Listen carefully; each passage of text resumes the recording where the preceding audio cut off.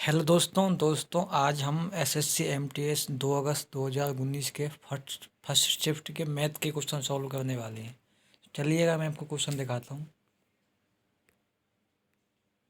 देखिए आपकी स्क्रीन पर ये रहा पहला क्वेश्चन।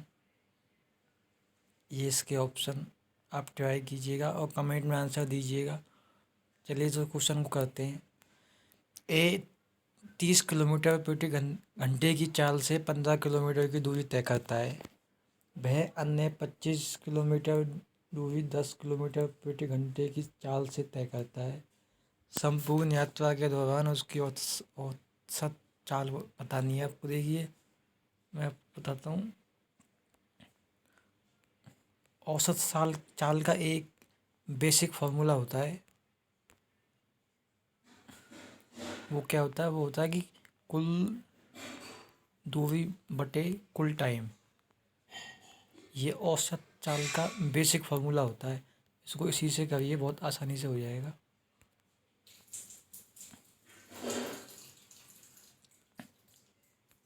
देखिए इसमें कुल दूरी कितनी है? 25, 15 और 25, यानी कि 15 और 25 40। कुछ समय कितना है? देखिए 30 किलोमीटर प्रति घंटे की चाल से 15 किलोमीटर की दूरी को तय करने में इसको लगेगा आधा घंटा यानी 30 मिनट। और 10 किलोमीटर प्रति घंटे की चाल से 25 किलोमीटर की दूरी तय करने में इसको लगेगा 2.5 घंटे, यानी कि टोटल इसको 3 घंटे लगने वाले हैं। देखिए ये आ गया आपका आंसर 40/3।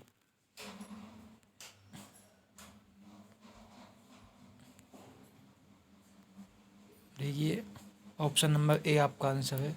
चलिए अगला क्वेश्चन।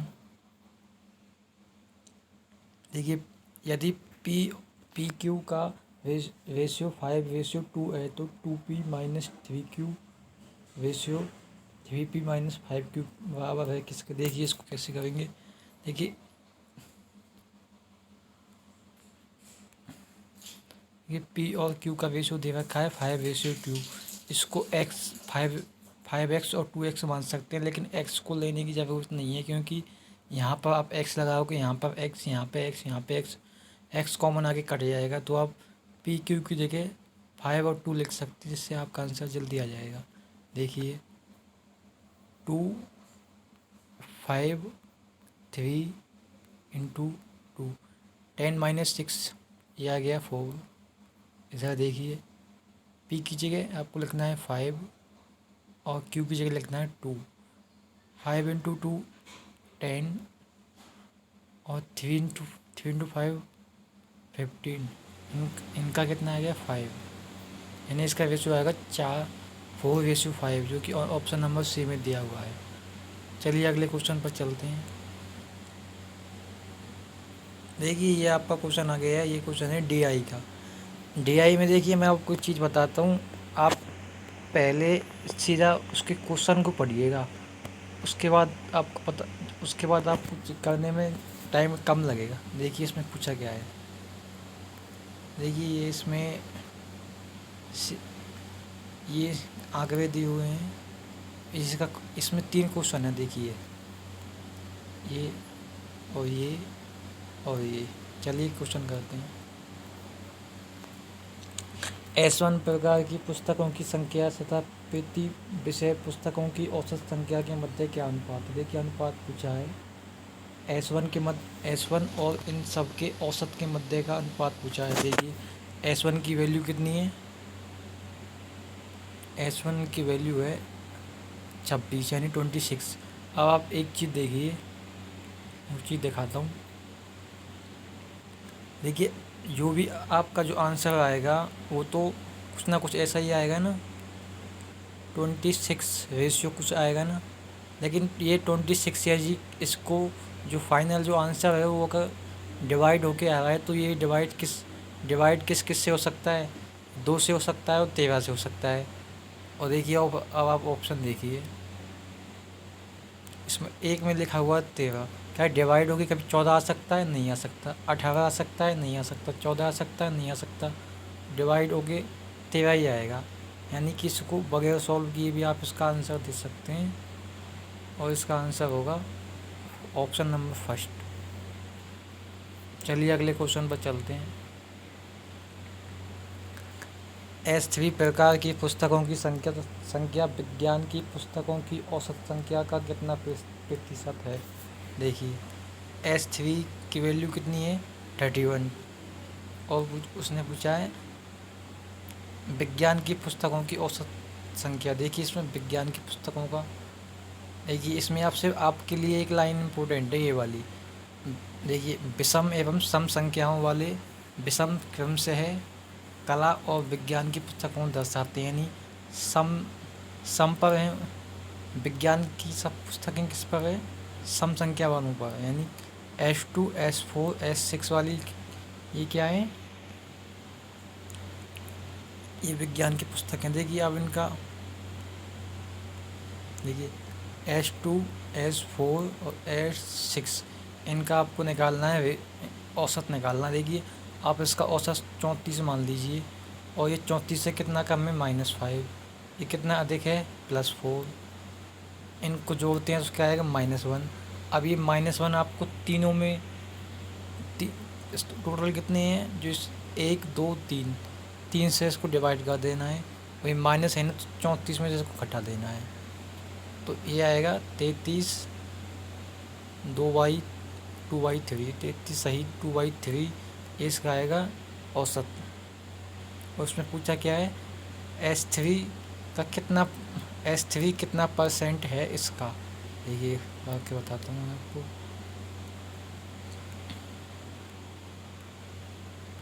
ये आ गया 31, नीचे 33 2/3, ये निकालना है आपको।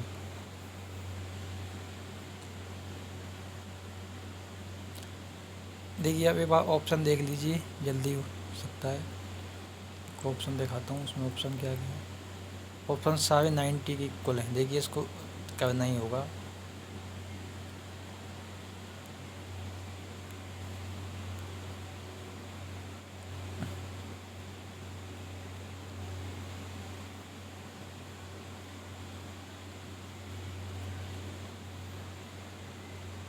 ये ऊपर चला जाएगा,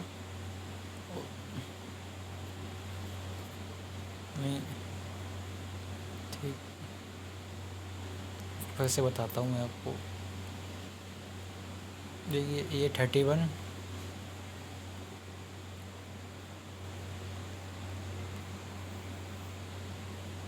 देखिए इसका मल्टीप्लाई से होगा 99 101,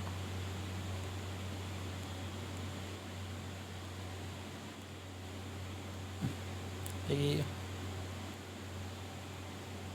ये आएगा 31 101 × 3, ये आएगा, क्योंकि उसको जब करते हैं तो ये आएगा। और ऊपर भी कितना है 100 है, इसका पूछा हुआ है, ये आएगा।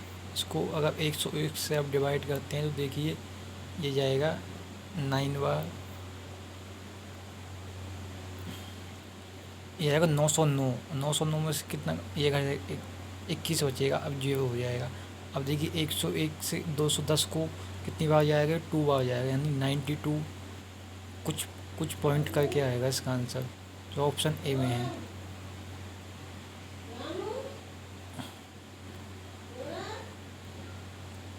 चलिए अगला क्वेश्चन करते हैं।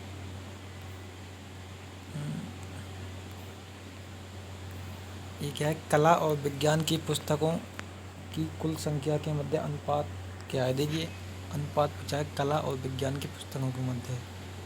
देखिए यानी कि आपको इसका और इसका योग करके अनुपात बताना। देखिए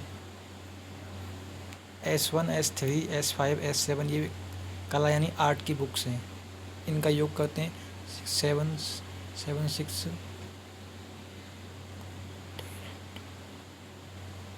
देखिए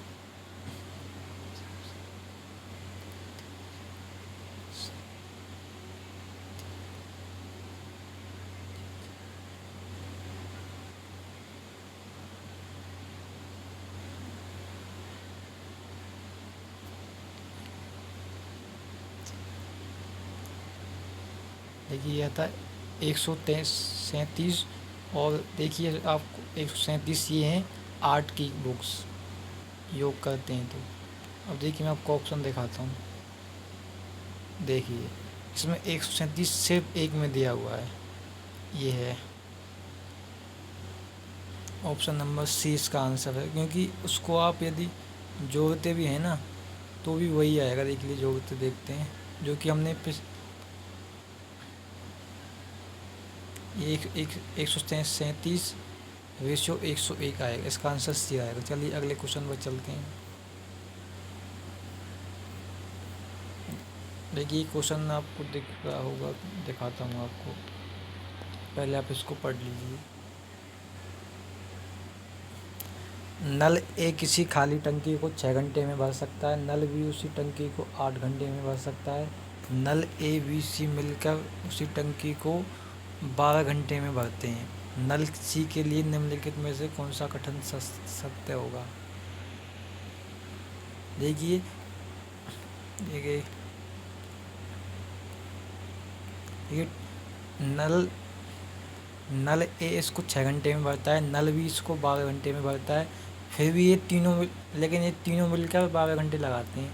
यानी कि इससे पता लगता है नल सी है वो निकालने का काम करता है, वो बाहर निकालता है, इसलिए टाइम बढ़ जाता है।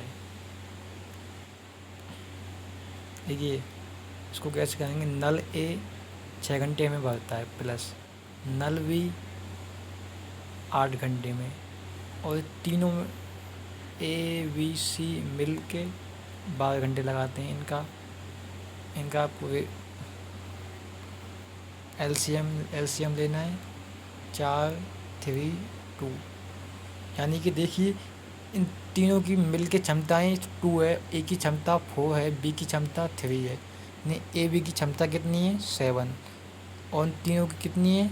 2। यानी कि 7 - 2 यानी 5 है ना, वो सी है, और वो सी उसकी क्षमता है -5।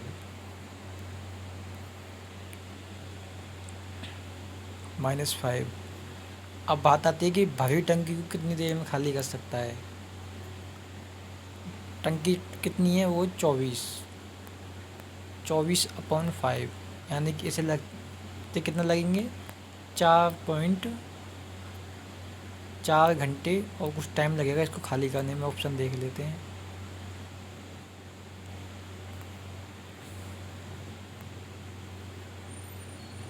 देखिए देखिए वो आपको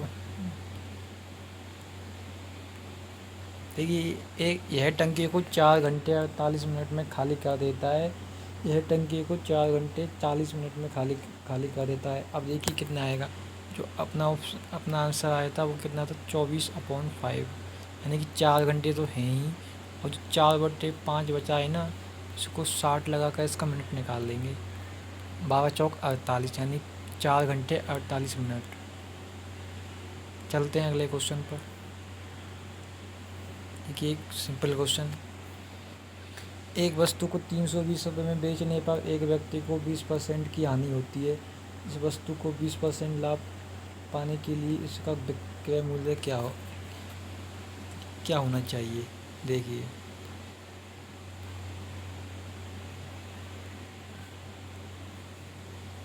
देखिए 320 पर उसको बेचा गया है और उस पर 20% की हानि हुई है। यानी कि ये 80% पर बेचा गया है। इसको अगर 100% मानते हैं तो 80% पर बेचा गया है। और 80% की वैल्यू कितनी है? 320। और 20% लाभ पाना है, यानी कि 100 पर 20% लाभ पाना है तो कितना हो जाएगा? ये 120%।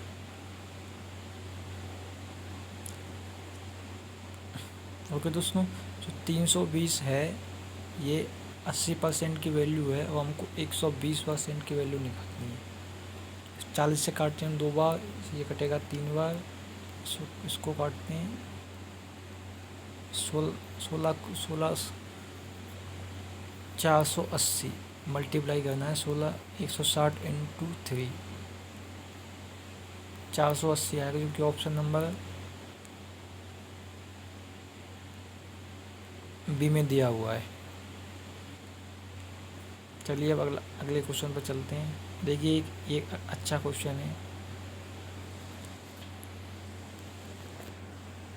पानी की 1.728 इंटू 10 की घात 6 गोलाकार बूंदों, जिसमें प्रत्येक का व्यास 2 मिलीमीटर है, में से 0.1% बूंदें संघनित होकर एक गोलाकार बुलबुला बनाती हैं।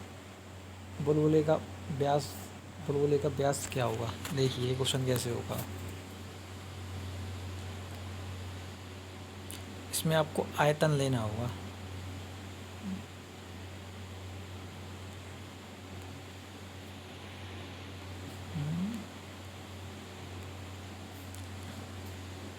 देखिए एक पानी की जो बूंद होती है वो एक गोलाकार होती है। एक गोलाकार आकृति का जो आयतन होता है वो होता है 4/3 पाई r क्यू, ये होता है। इसका व्यास है 1 मिलीमीटर, तो इसकी 2 मिलीमीटर, इसकी रेडियस कितनी हो जाएगी? 1 मिलीमीटर। 1 मिलीमीटर को यदि सेंटीमीटर में बदलते हैं तो 1/10 सेंटीमीटर। अब इसका क्षेत्रफल लेते हैं, इसका आयतन लेते हैं।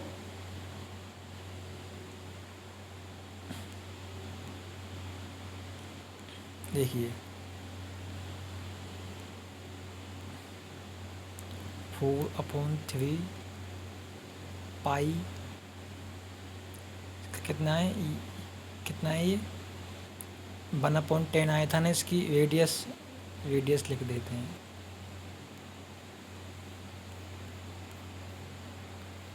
और ये बूंदें कितनी हैं?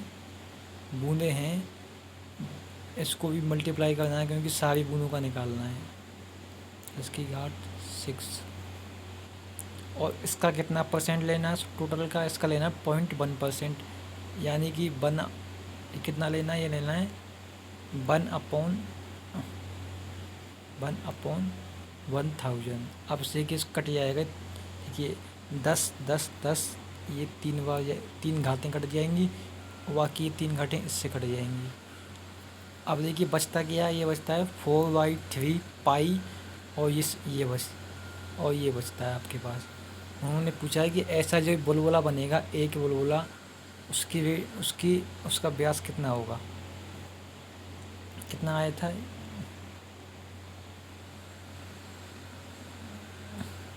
और उसका भी आयतन कितना होगा? उसकी पहले हमें आर निकालनी होगी।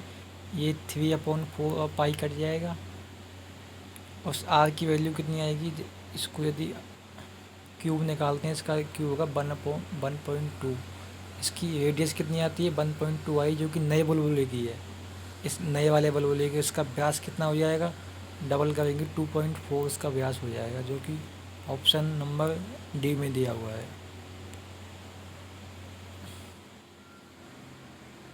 देखिए ये क्वेश्चन, देखिए बहुत खतरनाक क्वेश्चन, लेकिन बहुत आसानी से होने वाला है।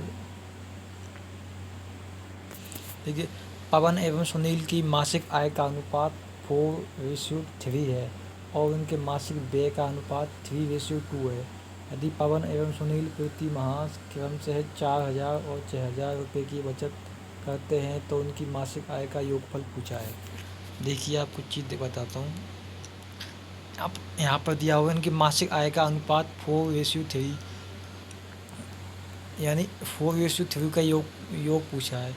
अब देखिए इसमें जो भी होगा, इस 1 का मान लीजिए 1 का वैल्यू कोई x आती है, तो इसको हम 7 से मल्टीप्लाई करेंगे, तब जाकर हमको वो सब आंसर मिलेगा। देखिए इसमें ऐसा कौन सा है जो 7 से डिवाइड है? देखिए ये भी डिवाइड नहीं है 7 से, ये भी नहीं है और ये भी नहीं है, लेकिन ये ऑप्शन बी साफ दिख रहा है 7 से डिवाइड है। लेकिन इसको हम चेक भी कर सकते हैं, पहले चेक करना होगा। लेकिन 70,000 का 4/3 में काट लेते हैं तो कितना होगा? 40,000, और एक तरफ होगा 30,000। देखिए इसमें से अगर हम 4,000 बचाते हैं तो 36,000 होगा।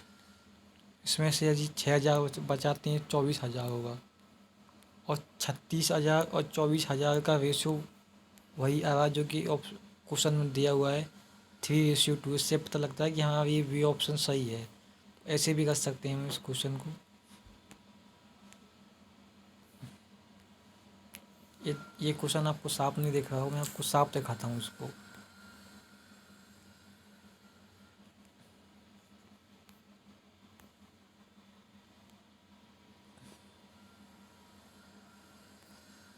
देखिए दोस्तों, आप अगला क्वेश्चन आपके सामने आ चुका है। इसको आंसर मत देखिएगा, बगैर आंसर के कीजिएगा। चलो करते हैं। देखिए दोस्तों, ये क्वेश्चन बोर्ड मास पर आधारित होते हैं। बोर्ड मास कहता है कि पहले हमको ब्रैकेट सॉल्व करना है, उसके बाद ऑफ सॉल्व करना, उसके बाद डिवाइड सॉल्व करना है। देखिए इसमें ब्रैकेट को सॉल्व तो करेंगे, ब्रैकेट को सॉल्व करते हैं। ब्रैकेट ये रहा, ब्रैकेट में भी ऑफ को सॉल्व करना होगा। देखिए ऑफ का मतलब, ऑफ का अर्थ होता है मल्टीप्लाई, और डिवाइड को यदि हम मल्टीप्लाई करते हैं तो 1/5 हो जाएगा। 5 से 5 कटेगा, 6 से 6 कटेगा, 8 10 -1 यानी 9 आएगा। ऑफ का अर्थ भी क्या होता है? मल्टीप्लाई, यानी कि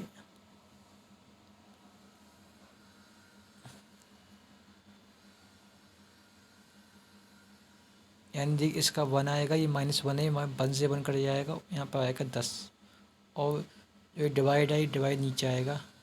अब देखिए 8 × 10, ये 10 है, इसको इससे कट जाएगा, और यहाँ तक, यहाँ से लेकर यहाँ तक नहीं है, 7। देखिए यहाँ तक आंसर जो आपका आता है ना, वो 7 आता है। 7 5 ऑफ का फिर मल्टीप्लाई करेंगे, ये आएगा 30, 30 - 7 ये आएगा 23, यानी इस सब तक का कितना आएगा? 23 आएगा। और ये कितना आएगा? इसको कर लेते हैं पहले ही, 21/2। अब देखिए इसको, देखिए इसमें पहले आपको ऑफ सॉल्व करना होगा, क्योंकि बोर्ड मास में ऑफ देते हैं। ऑफ को मल्टीप्लाई करते हैं, ये हो जाएगा 8, 8 एज को डिवाइड करते हैं, ये आएगा 4, 4 × 3 आएगा 12, कितना आएगा? 12,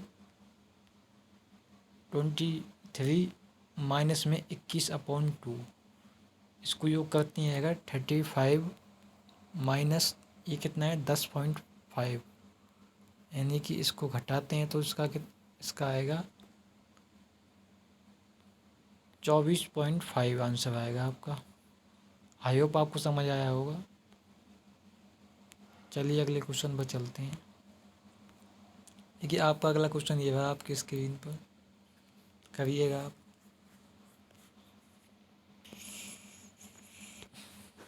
देखिए ये भी एक बोर्ड मास का क्वेश्चन है।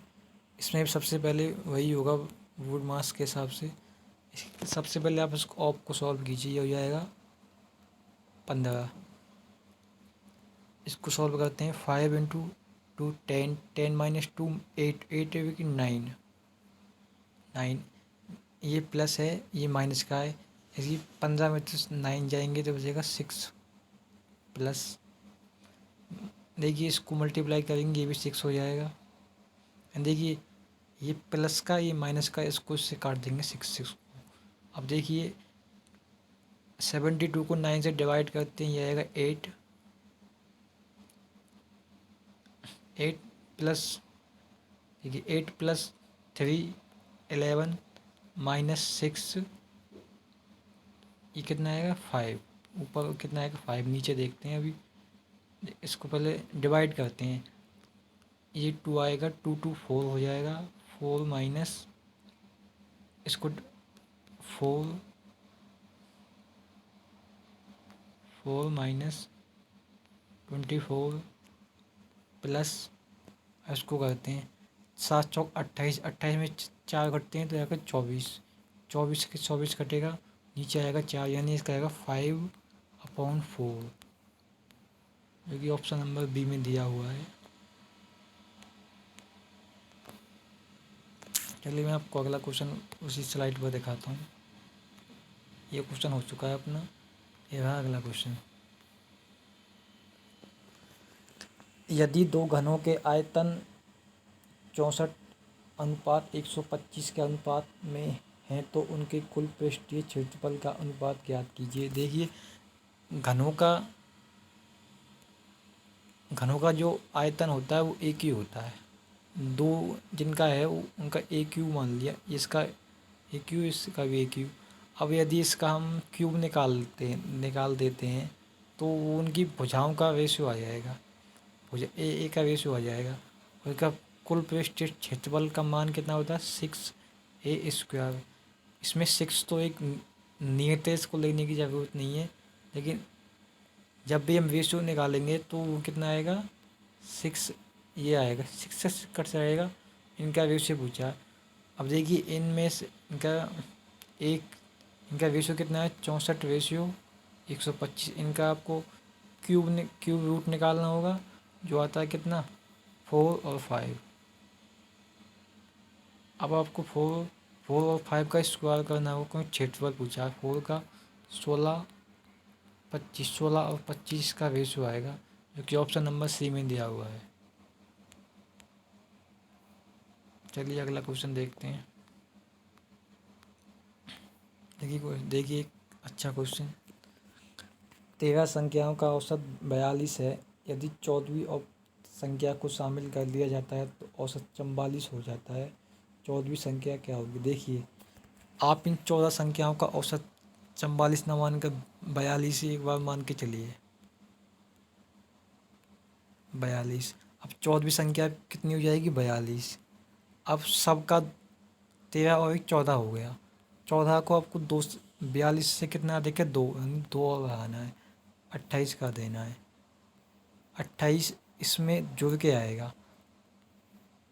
देखिए 42 + 28 ये कितना हो जाएगा 70, जो कि ऑप्शन नंबर ए में दिया है।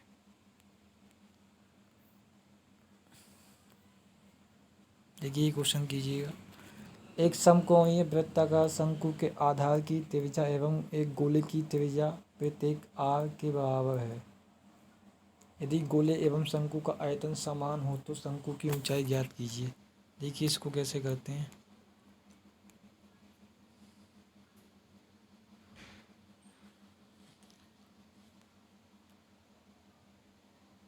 देखिए एक गोले का आयतन कितना होता है, अभी बताया था ना मैंने, ये होता है। और इस शंकु का आयतन होता है ये h। 3 से 3 कट जाएगा, पाई से पाई कट जाएगा। और देखिए इनकी आर इस दोनों की आर सेम है, तो इस 2 घात से ये कट जाएगा, एक आर बचेगा। और एच की वैल्यू क्या आ जाती है, इससे आ जाती है 4r, कि ऑप्शन नंबर बी में दी हुई है। चलिए अगला क्वेश्चन देखते हैं। देखिए इस क्वेश्चन को आप बगैर पेन उठाए भी कर सकते हैं। देखिए कैसे 10% और 15% की दो क्रमागत छूटों के समतुल्य एकल छूट क्या होगी? देखिए इसको कैसे करते हैं। मान लीजिए पहले 100 था, पहले 10% छूट देनी है, यानी 10 घटा के 90/100 करना है। फिर 15% छूट देनी है, यानी 85/100 करना है। 100 से 100 कट जाएगा, 0 से 0 कट जाएगा, 5 से काटें 2 बार, 17 बार। 17/9 कितना हो जाएगा, ये 153 होगा। इसको 2 से काटो, 7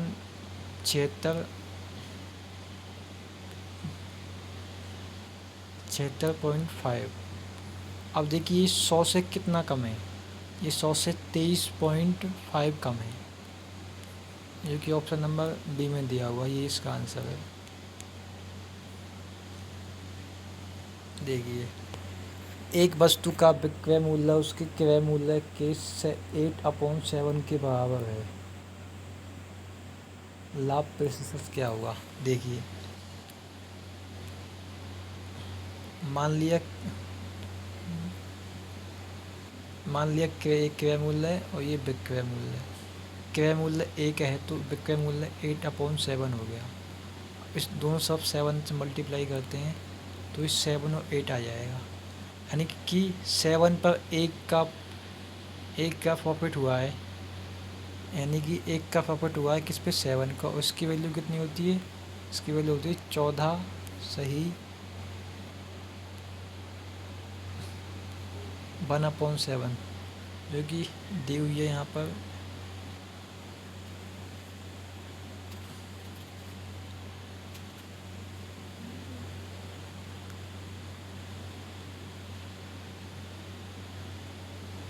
देखिए कितना आया था, ये आया था, मैं फिर से बताता हूँ। देखिए मान लिया क्रय मूल्य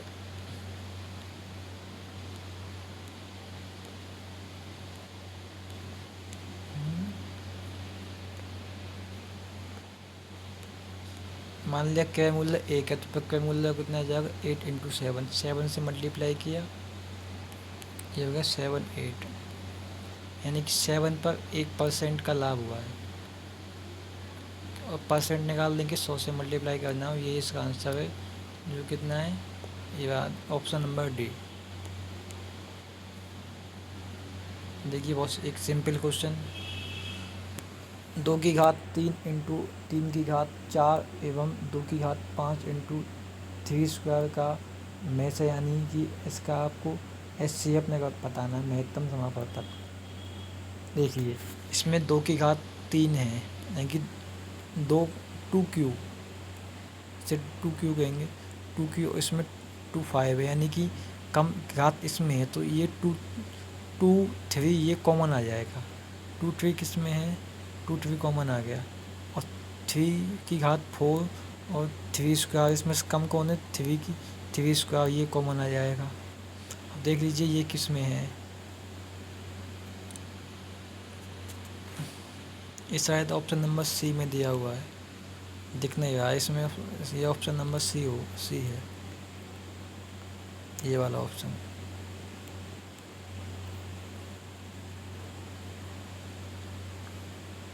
चलिए अगले क्वेश्चन पर चलते हैं, ये मैं आपको बता दूंगा ये क्या है। देखिए यहाँ पर ये है, ये संख्या है यहाँ पर जो दिख नहीं रही है, एक संख्या को पहले 20% बढ़ाया जाता है, फिर 15% घटाया जाता है, यदि परिणामी संख्या 2040 हो तो संख्या का प्रारंभिक मान ज्ञात कीजिए। देखिए इसको ऐसे कर सकते हैं, जैसे कि संख्या क्या हो जाती है 2040, देखिए पहले इसको 20% बढ़ाया गया था, फिर 15% कम किया गया था, अब ये संख्या 15% कम है, यानी कि इसको देखिए कैसे करते हैं, अगर आपको सीधा वो निकालना आंसर, तो 85 इंटू 100, और पहले कितना बढ़ाया था, जितना बढ़ाया है ना, देखिए अगर छोटा इससे, अगर ये संख्या यदि ये यदि प्रारंभिक वैल्यू ये है तो 85 ऊपर आएगा जब जाके कम होता है, लेकिन अगर यदि कम यदि यदि बढ़ाया दिया जाए, घटा दी गई संख्या को देकर प्रारंभिक संख्या पूछी जाए तो इसका उल्टा कर देते हैं, 100 ऊपर आता है और नीचे जो बढ़ी या घटी संख्या होती है वो आती है, तो 100/85 क्योंकि 15% घटाया गया है, और इसके साथ 120% बढ़ाया गया है। आप इसको कैसे भी ले सकते हैं, 20% बढ़ाया हुआ भी, क्योंकि यहाँ पे मल्टीप्लाई है तो किसी को पहले लिख सकते हैं। देखिए 0 से 0 गया,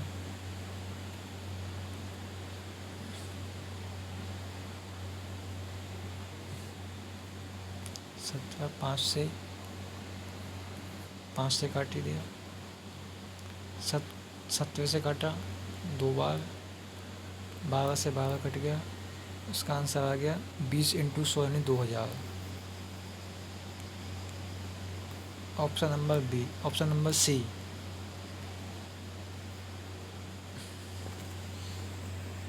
देखिए एक सप्ताह के 5 दिनों का औसत दैनिक वर्षापात 30 मिलीमीटर है, यदि छठे और सातवें दिन वर्षापात क्रम से 42 मिलीमीटर एवं 25 मिलीमीटर होती है तो 7 दिनों के लिए औसत दैनिक वर्षापात क्या है। देखिए इसको कैसे करते हैं, आप औसत कुछ भी मान लो, आप औसत मान लो कि 30 ही है 7 दिनों का भी, 30 से कितना एक्स्ट्रा है, ये है 12, और 30 से ये कितना है, ये है -5, यानी इसको जो करते हैं तो ये आता है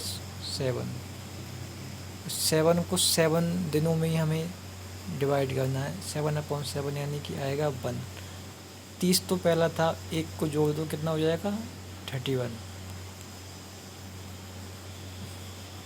देखिए आसान क्वेश्चन। ₹1200 की धनराशि पर 20% प्रतिवर्ष की दर से 2 वर्ष में चक्रवृद्धि ब्याज क्या होगा यदि ब्याज वार्षिक रूप से संयोजित हो तो। देखिए 20% के लिए देखिए इसका एक फॉर्मूला होता है सीधा।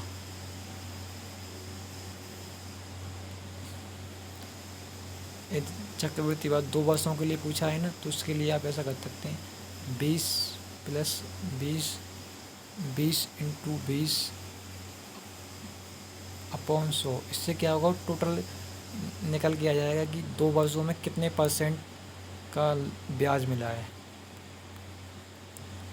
यानी कि 44% का लाभ मिला है जो 2 वर्षों में। अब इसका 44% निकालना है। 1200 का 44%, 2 0 से 2 0, 12 चौक 48 यूनिट। इस 8 से पता लगता है कि ऑप्शन नंबर दिया आएगा, क्योंकि ये यूनिट डिजिट से हो रहा है। चलिए अगले क्वेश्चन पर चलते हैं। आप इसको पढ़ लीजिए, ऊपर आपको दिखाता हूँ क्वेश्चन। निम्न सारणी भिन्न प्राप्तांकों वाले विद्यार्थियों की संख्या दर्शाती है। इसका अध्ययन कीजिए एवं प्रश्नों के उत्तर दीजिए। देखिए यहाँ पर एक तालिका दी गई है आपको और उस पर कुछ क्वेश्चन है, देखते हैं क्वेश्चन। प्रति व्यक्ति औसत प्राप्तांक क्या है?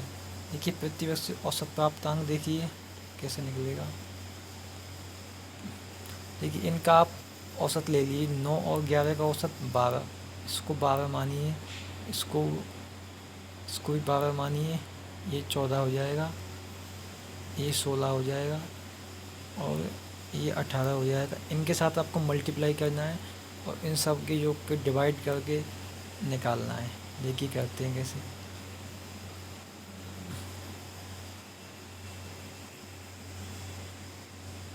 इसका 10 आएगा, 12 नहीं आएगा।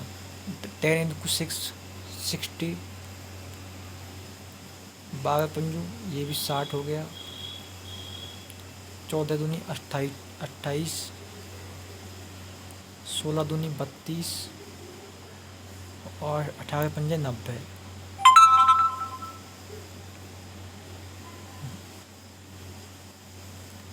यानी देखिए 60 60 28 32 90, इनका योग कितना आ जाएगा, 60 60 120 180, इनका योग हो जाएगा 270। इसको डिवाइड करना इन सब से, इन सब का योग देखते हैं।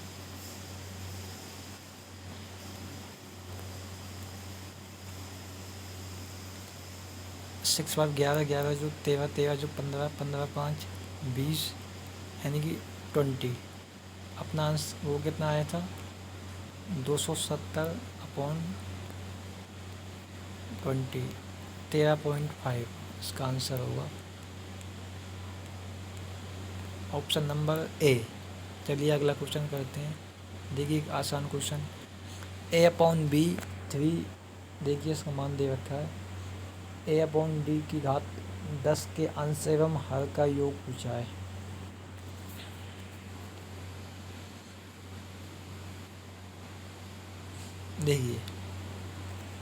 देखिए इसमें a की वैल्यू 3 दी हुई, एक इसमें साफ साफ दिख रहा है a की वैल्यू 3 है, b की वैल्यू 4 है और b की वैल्यू यहाँ भी 4 है, इसलिए c की वैल्यू 5। देखिए वैल्यू नहीं, ये रेशियो है, a/c/d। ये कितना आएगा, 3/4/5/6। और यदि इसकी ओरिजिनल वैल्यू निकाल दिए तो आपको उसके x से मल्टीप्लाई करना होगा, लेकिन इसमें क्वेश्चन में के लिए वो ज़रूरी नहीं है। देखिए ये क्या है, a/d की घात 10, a की वैल्यू कितनी है 3, d की वैल्यू कितनी है 6। तो 1 मिनट के लिए 3 × 2 लिख लीजिए और इनकी घात 10। अब देखिए 3 से 3 को काटा जा सकता है, जाएगा 1/2 की घात 10। a की घात कितना भी हो उसकी वैल्यू 1 होती है, 2 की घात 10 की वैल्यू होती है 1024। इसको कैसे करेंगे, 2 × 2 ऐसे करके 1024 + 1 कितना आ जाएगा, 1025 इसका आंसर आ जाएगा, जो कि ऑप्शन नंबर ए में है। चलिए अगला क्वेश्चन करते हैं। देखिए एक बड़ा क्वेश्चन,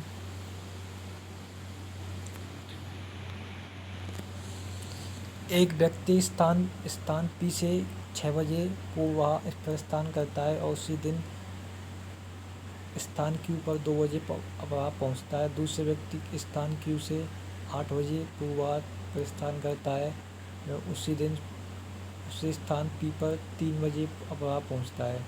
किस किस समय में एक दूसरे को मिलते हैं। देखिए ये क्वेश्चन कैसे होगा। देखिए पी को के देखिए पी को कितना टाइम लगता है टोटल, पी को लगते हैं 8 घंटे, क्यू को लगते हैं कितने, क्यू को 8 से 3 यानी कि 7 घंटे, यानी कि उस टोटल दूरी को हम कुछ मान सकते हैं, लेकिन मानेंगे ऐसा जो कि आराम से कट जाए, यानी कि 7 × 8 इनका मल्टीप्लाई मान लीजिए टोटल दूरी 56 थी। ओके, अब देखिए ये सुबह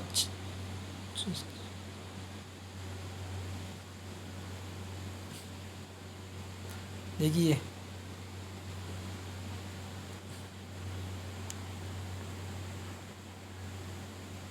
इसको 7 लगते हैं, इसको 8 घंटे लगते हैं।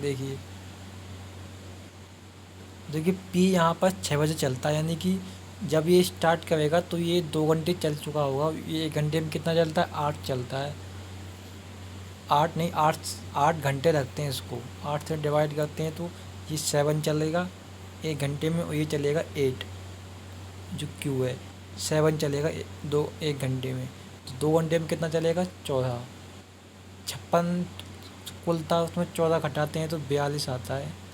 अब देखिए 42 को अब 1 घंटे में ये 7 चलेगा, ये 8 चलेगा, पी 7 चलेगा, क्यू 8 चलेगा, तो टोटल कितना हो जाएगा, 15। अब कितने घंटे और लगते हैं, अब देखिए 15 2 घंटे और लगते हैं, यानी 10 तो बज जाएंगे। 10 और 11 के बीच का टाइम आएगा, ऑप्शन देख लेते हैं। 10 और 11 के बीच का टाइम ऑप्शन नंबर सी में दिया है।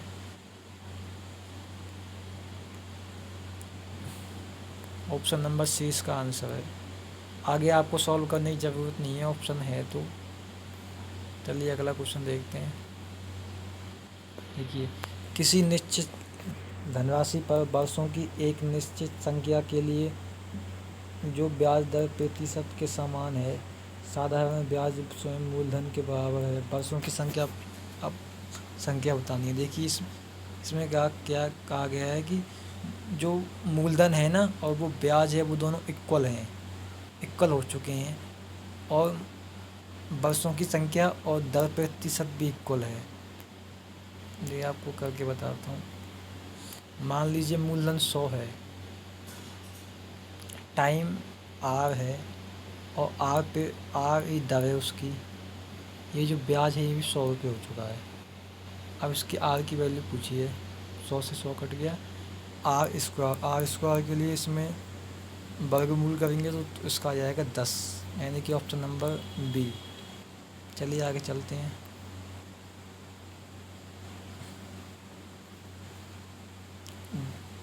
देखिए क्वेश्चन बहुत बड़ा है तो आराम से पढ़ते हैं, देख लीजिए एक बार आप।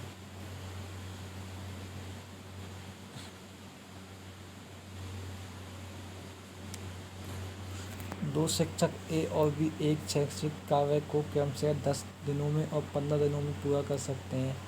इन दोनों ने एक साथ कार्यक्रम प्रारंभ किया। ए ने 5 दिन तक कार्य किया एवं दूसरा शिक्षक सी शामिल हो गया।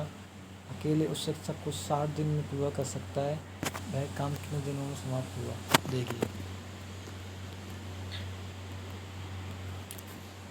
देखिए ए कर सकता है काम को 10 दिनों में, बी कर सकता है 15 दिनों में। इसका लय से आता है 30, यानी कि इसकी क्षमता डेली 3 काम करने की है, इसकी क्षमता डेली दो काम करने की है। अब देखिए 3 और 5 इन्होंने 5 दिन तक काम किया, 5 के बाद ए छोड़ के जाएगा, यानी कि इन दोनों की मिलके कितने हो गए 5 × 5 यानी कि 25 काम तो हो गया। अब काम बचता है 5। अब ए तो बी तो करेगा अपना 2 काम अगले दिन, लेकिन अगले दिन सी आ जाएगा जो कि कुल काम 60 दिनों में करता था। तो इसकी एक दिन में कितना काम करेगा इसकी क्षमता कितनी आएगी, 30/60, यानी कि 1/2। 1/2 और 2 मिलकर कितना हो जाएगा, 5/2, यानी 2.5। 5 काम है एक दिन में 2.5 काम होता है, यानी कि ये 2 ऊपर चला जाएगा, 5 से 5 कट जाएगा, यानी कि 2। 5 दिन पहले लग चुके हैं और 2 दिन अब लगे हैं, टोटल कितना हो जाएगा, 7 डे लगने वाले हैं। ऑप्शन नंबर ए, आप इसमें ऑप्शन नंबर ए आंसर है। तो दोस्तों ये सेट हो चुका, ये बहुत सिंपल सेट था, इसलिए बहुत कम टाइम में हो गया ये। तो दोस्तों बाय बाय, और आप मुझे बताइए कि आगे मैं करूँ या नहीं करूँ इस चीज़ को, मतलब आपको कुछ समझ आ रहा है ना, ये पूछ रहा हूँ। चलिए दोस्तों बाय बाय।